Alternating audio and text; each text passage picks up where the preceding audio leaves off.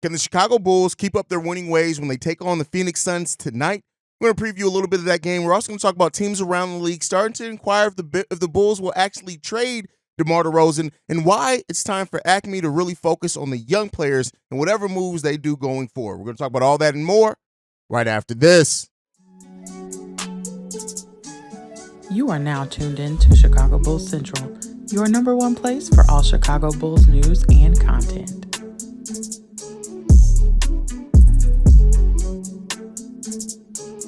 What's going on, Bulls fans? Welcome to another episode of Chicago Bulls Central, your number one spot for everything Chicago Bulls related. I'm the host, Haize, but more importantly, you guys can follow the channel at Bulls Central Pod on every social media platform we happen to be on. With that being said, let's go ahead and get into the content for today. So it seems like teams around the league, outside of the Zach LaVine trade nonsense, which I'm sure we're going to get tons and tons of more details and things and released on, and teams being in, teams being out. It seems like teams are now starting to ask and wonder if the Chicago Bulls are actually open to trading DeMar DeRozan at this trade deadline because an extension has not been reached. Now, we talked about on yesterday's episode, the fact that the Bulls and DeMar DeRozan haven't been at the negotiating table to even negotiate a new deal since November. And if you pair that with other rumors that we've heard over this part of the season, is that the Bulls would be open to moving DeMar DeRozan if a contract extension is not reached. But it seemed like the Bulls, up until this point at least, have been more focused on getting the Zach LaVine trade done first. We even heard late last weekend that the Bulls right now are kind of focused on the Zach LaVine because what they get back in that deal could inform what they want to do with DeMar DeRozan. Maybe they become a little bit more willing to meet his contract demands depending on the package they get back for Zach LaVine. Well, now, according to Matt Moore at the Action Network, he's saying that teams right now, while they still remain interested in Alex Caruso, but the Bulls are still telling teams, we are not moving Alex Caruso. DeMar DeRozan has become the next player that other teams around the league are asking the Chicago Bulls about. Now, this shouldn't be a surprise, right? DeMar DeRozan on an expiring contract. We know that those, for a lot of teams, especially teams that are nearing that second tax apron, that'd be welcoming. And, teams may be hoping to bring in DeMar DeRozan and kind of sell them on the possibility of going for a championship and maybe even allowing them to sign for less there than maybe what he would even sign for the Chicago Bulls with. DeMar DeRozan on the season is averaging about basically 22 points per game, right at 5.5 assists per game as well. And he's shown an ability to fit in with what this team is doing. It still hasn't been a perfect fit, right? I don't think anybody would say that. Not a perfect fit by any stretch of the imagination, but he has adapted his game enough to fit into what the Bulls are trying to do this season and how they're trying to change the offense with getting out in transition more. And even though DeMar DeRozan isn't the best off-ball player in transition, they're finding ways to incorporate him in that type of play style. And so, leading into this trade deadline, which we are basically 2.5 weeks until, right? It's not surprising that teams may now be pivoting towards asking. I guess pivot isn't the right word because I doubt some of the teams that would have been interested in Zach LaVine are also interested in DeMar DeRozan. But when you see some of the moves that have already been made prior to the trade deadline, Pascal Siakam moving, OG Anunoby moving, right? Players like that is that it does, a player like DeMar could become very attractive to teams out there trying to increase their chance of being able to make it out their conference or go further in the playoffs. And then they have an opportunity to have those bird rights to negotiate with DeMar DeRozan this offseason. So all that makes sense, right? It's not that I doubt that teams are making that call. The bigger question is, how do the Bulls prioritize, DeMar DeRozan? How do they view it? Do they want to risk going into free agency and possibly losing him for nothing? And the reason why I do think that there's a chance that the Bulls just see this out, meaning that they hold on to DeMar DeRozan's bird rights. They go up into the deadline right before free agency opens and he hits the open market next season, still trying to maybe negotiate in the offseason, is because, listen, the Bulls are at a no harm, no foul. For DeMar DeRozan, you're not getting a whole heck of a lot back. That doesn't mean that you can't still maybe get a heavily protected first-round pick, much like we gave up to the San Antonio Spurs. But the thing in all this to keep in mind is that even if the Bulls do let DeMar DeRozan hit the open market, they still hold his bird rights, which means that a sign and trade is a possibility as well.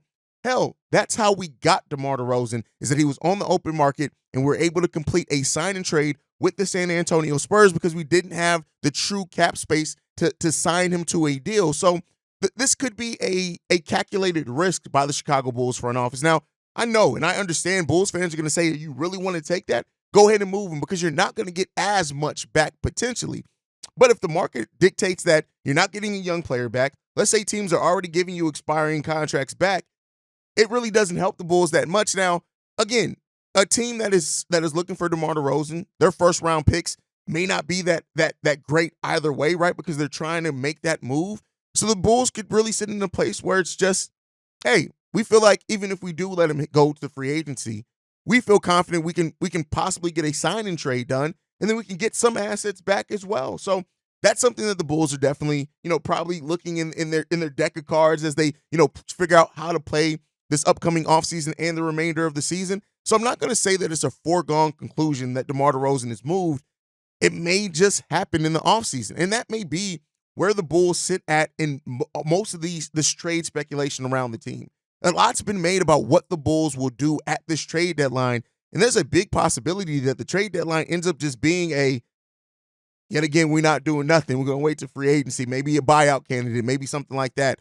Like I said before, the fact that they're interested in moving the Lonzo Ball contract maybe goes against that a little bit, but a lot of things are at the Bulls' disposal. And if Acme really wants to get active this trade season, they have the assets to do it. The biggest question is, what are the interests in those assets, and how willing are the Chicago Bulls to move off some of the pieces that so far it seems like they have been kind of reluctant to move off of. Now, moving on from that, though, either way, whatever the Bulls do, it is time to prioritize the young players on this team, at least in my opinion, right?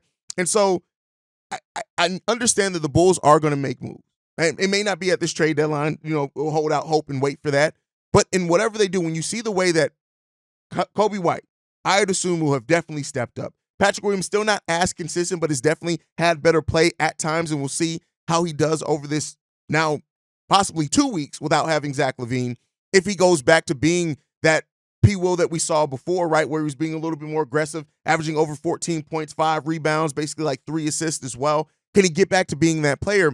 But overall, I think it's time to prioritize the young core. Now, that doesn't mean not have veterans on this team. That doesn't mean still not try to win games, because this front office has already showed us they are going to still try to win games. That's not going to stop. This team is not going to go from a team that's trying to win, trying to get to the playoffs if they can, to go to a team that's just tanking and just outright trying to be bad, right? That's not where they're going to go. But in the moves that you make and how you build this roster going forward to help kind of fix those weaknesses of these young players and put them in a position where they're prioritized in the flow of the game. Iowa's shown an ability to do that. Look how he stepped up, both when Kobe White went down for a little bit of a game when he had to get those stitches in his lip, and then when Zach LaVine initially went down as well. Those are times where Ayo Dosunmu looked the best, and Iowa's really starting to show that ability to get to the rim, get out in transition, and still maybe that ceiling for him is still being a high-level bench player, but it's still time to start prioritizing those moves. And so I think that either way, we're going to see a youth movement in a way. It's not going to be that youth movement you see from other teams that they just are trying to be bad and then trying to get more youth in here. The Bulls still, make no mistake about it, the Bulls still are waiting on that one player to clearly build the team around, to take them to that next level, to take them to being a team that can go on playoff runs. They're still waiting for that. But between the time that we get that player and from now until we finally get that player, one of those players develops on this roster, prioritizing the young guys has to be the focus for this team, because we try to live in the two different timelines. And you're still kind of doing that in a way, right? I think some people have this black and white mindset that you're either going young and not trying to win, or you're trying to win, and that means your young players have to take a step back. It doesn't mean that, but you have to have the right young players that have shown an ability to still try to win some basketball games, and we're showing a little bit of that. Again, it hasn't been as consistent. It's not as clear of a vision, but that's probably the best route for this Chicago Bulls team to go while they're still waiting on that one player to truly break out and get this team to that next level that they clearly want to get to, and being that team that has that superstar level player. And as I talked about with Quentin over on the members only video, that's kind of the right way to do it, right? Is that you build the foundation. And then when you either have, and that means by time you have that young player or that star player either come to this team, develop on this team, you already have a foundation of solid role players and higher level role players around that. And so That's what this Bulls team now has, an interesting ability to try to go out and do. Will they execute it perfectly? I have my doubts. And especially when it comes down to you have to draft extremely well to get there. And this team hasn't necessarily, to this point, drafted the best. And you have people, shout out to my boy Winton, who's like, well, we don't know how the Bulls have drafted because Billy Donovan. And here's what I'll say in this. Billy Donovan, yes, has his big limitations as a head coach. Would I rather us have a better head coach than Billy Donovan guiding the future of this team? You are goddamn right. You're damn right. But he has shown a recent ability to kind of trust the young guys as long as they are playing well and playing aggressive. Now, with somebody like a Patrick Williams, for example, you talk a lot about playing aggressive for Patrick Williams, right? And you know, what does that really mean? What does playing with aggression mean? I think that I personally overuse that word of aggressive. Patrick Williams has to be aggressive. My thing is more intent, right? Be intentional, I should say, about how you go out there on the court, what you're doing. Take advantage of those opportunities. Don't hesitate on shooting. Take attacking closeouts. Taking players off the dribble that you know you can take, and realize your damn strength. Once Patrick Williams starts doing that, I think we'll see a much better Patrick Williams. But this segment isn't just about P. Will. It's really about this team looking at the young players that they have, those same young players that coming into the season, I said one of the biggest negatives and downsides to this team of where we are right now as a franchise is not having those players that have clearly shown that they are going to be big pieces of the Chicago Bulls' future. That has changed. Kobe White has shown that. I would assume, at least as a bench player, has shown that. Patrick Williams in flashes has shown that. We still have yet to see much of Dalen Terry, right? We've seen a little bit of it. He's starting to show that, hey, he can stay out on the basketball court. Still got Julian Phillips, Adama Sanogo, Ernest Lapatin, right? Who isn't as young, but again, a new acquisition for the Bulls. This place that the Bulls go into next. And in whatever moves happen, whether it's trade deadline, whether it's the offseason, you want to support those young players. And, you know, some of the trades you guys have been coming up with really do highlight that you guys kind of want to see that too. And that's kind of the best route where the Bulls are right now. Is it perfect? Is it as clear if we had a young player that was clearly a superstar like a Tyrese Halliburton? No, it's not as clear as that. But you don't just walk into getting a superstar level player either. And until then, you have to pick a path and you have to pick a way to build your roster. I asked a couple of episodes ago, is Kobe White the player the Bulls should build around going forward? And a lot of you guys answered yes. Some of you guys answered no and said that, hey, you could be, and this question that I presented on that episode, you could be putting yourself back in the same position you are with Zach LaVine to that. So maybe Kobe isn't the player to build around the complete future, but he is a player that as of right now, you have to start being part of that, right, of what you're building here. And so until the Bulls find that star level player, however they come to this team via free agency, trade, or drafting, the Bulls have to continue to kind of flesh this thing out and put their young players in a spot where their development is one of the key things here. Does that mean maybe losing more games than what you would have lost if you hold on to some of these players? Yeah. Are Bulls fans going to be upset about that? Hell yeah, we're tired of losing. But sometimes you have to take a step back to take a true step forward. And this front office kind of seemingly reluctance to take that step back at times. And that's not to say that they have to. Maybe they do make a trade for DeMar. They make a trade for Zach LaVine that gets really those win now depth pieces that we've seen. And while you're prioritizing Kobe and Patrick Williams and Io, you now have a supporting staff that is still going to get you win your games that's solid enough that you have enough depth to really compete with some of these other teams. And then there, at that point, you're competing going forward. So that's something to look at for this Bulls team. We'll see where it goes, man. But where we're going, at least right now, is to Phoenix today to face off against the Phoenix Suns. And we have to ask ourselves, what do the Bulls need to do to be in a position to win this game against the Phoenix Suns? And it comes down to three things. Defense, defense, defense. That's all one thing. I'm not saying that's the three things. Defense, defense, defense. You have to be locked in, engaged, and communicative on the defensive side of the ball. This is not a team that you can have your lackadaisical defensive quarters where you're just getting completely exposed and blown up. You can't do that. This team has to be locked in. In that bench unit, I'm looking big time at that bench unit in Io and Drummond. Javon Carter as well, who's been playing better here recently, not always shooting the ball better. And we're going to be playing some Dalen Terry as well in that. How does this Chicago Bulls bench really help support and set some tones defensively? Because one thing with the Phoenix Suns, when you look at it, Their depth isn't always the biggest barrier for them and the biggest thing holding them back, but they aren't a team that is extremely, extremely deep once you get past that top level talent that they have at the top. So this is a game where the Bulls bench can absolutely make their mark, especially defensively, getting out in transition. This is a big game for the Bulls to be able to do that. If that Bulls bench can bring that and the Bulls starters stay locked in defensively as well, that's where the Bulls can start making some noise. And then Drummond and Vooch, you have to be prepared to rebound the hell out of the ball today. Rebounds is another big point for the Chicago Bulls team. If they want to beat a team in the Phoenix Suns, that ain't no joke. Rebound and then shoot the ball effectively on the offense. Don't allow your offense to get stagnant. Be intentional in your offense. Billy Donovan, be intentional in your coaching of that offense. Move the ball around. If you start getting heavy isolation, I tell you what, you're not going to win an isolation battle with a team with Kevin Durant, Devin Booker, and Bradley Beal on it. You're not going to win that if that is the main focus of your offense. If we allow ourselves to become a heavy isolation team, because the Phoenix Suns are going to go on a run. And when the way that the Bulls deal with that run, whenever they do go on it, whether it's at the beginning of the game, the end of the game, the middle of the game, or hell, maybe they get on 2 different runs or several different runs. The way that the Bulls react and deal with those runs, good teams, when other teams do go on runs against them, they still go through their offense. They don't panic. They don't break the flow of the game. They don't break the scheme. We cannot allow ourselves to default back to heavy isolation just because we face some adversity in this game, because the adversity is going to come. This is the first game of the week. This could be a tone setter, as the only 2 opponents that we have the rest of the week are LA, the Lakers, and the Portland Trailblazers. The Bulls can build confidence, build another 3-game winning streak if they can do that.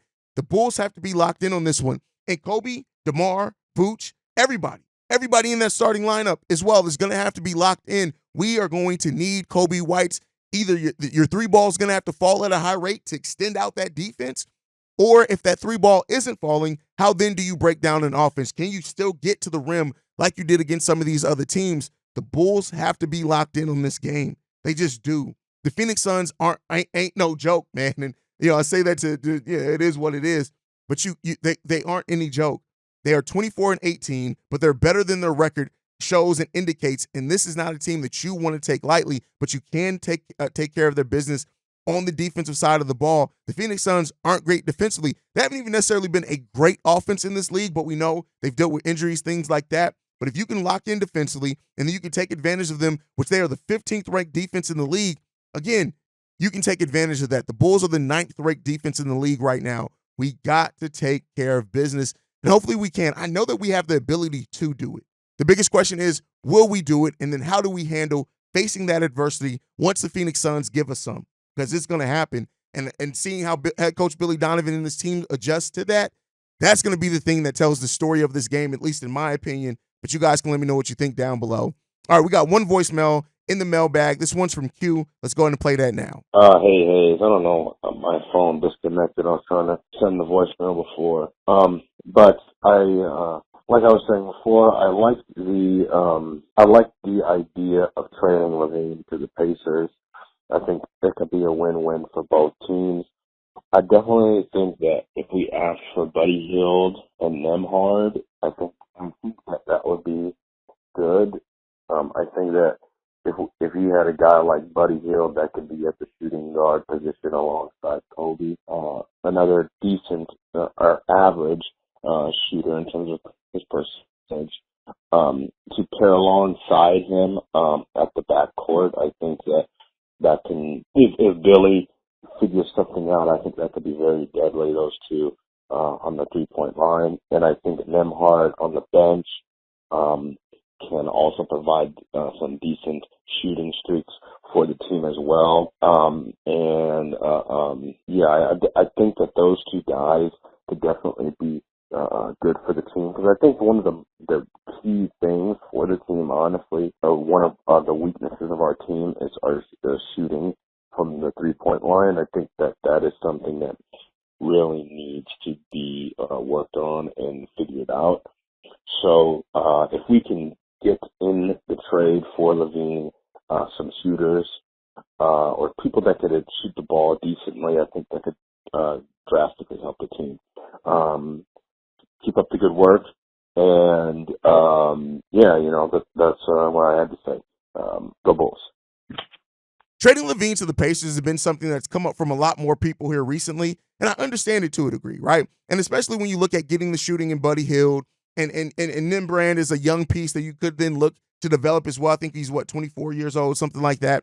But I think the key thing in this isn't just the Buddy Hield piece. Like, yes, his shooting, his ability to move without the ball, him coming off pin downs and coming off screens and just being one of those players that always are moving, definitely can extend this offense a lot and could potentially help it in that type of deal. But the thing that I look at even more so than that is the fact that Buddy Hield's contract is expiring. And potentially, if you do make that move, you then are not alleviating yourself from also the future of the Zach LaVine contract. And that's where AK and Eversley could potentially, you look to get creative if they choose to do so. The Bulls right now can be $42 million below the luxury tax. Again, that's not all true cap space, but that gives the Bulls of basically what their room is to maneuver this offseason, right? Via exceptions, things like that. If you remove away Zach LaVine's contract, and a lot of that then, because Buddy Hield's contract is $18 million, you're getting some of that coming off the books in the following offseason. That allows you more flexibility to get creative in the offseason. Now, we haven't necessarily seen this front office do that consistently, which brings about its own questions. But that added flexibility could be another factor in why that could be good. And that's not to say that you still don't re-sign Buddy Hield, because, listen, Buddy Hield ain't getting another $18 million contract. At least I would not think. Contracts are rising. Maybe I'm foolish to say that. But then maybe you do bring back Buddy Hield on a more friendly contract as well, and you still maintain that shooting and get flexibility to do things elsewhere.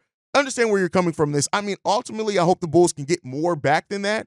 But from the framework of just talking about the deal that you presented, pretty solid deal. Well thought out there, Q. Thank you for calling and leaving that in, brother. But that's the time for today, guys. Make sure you guys are following the show at Bull Central Pod. You can send us any feedback, questions, comments, concerns, bullcentralpod@gmail.com. And then lastly, if you want to leave a text message and our voicemail for the mailbag, the number to do so, 773-270-2799. We are the number one spot for everything Chicago Bulls related, thanks to you guys. And like I like to end every episode on, go Bulls. Love you guys. See red if you can, y'all. Peace. This has been a presentation of the Break Media.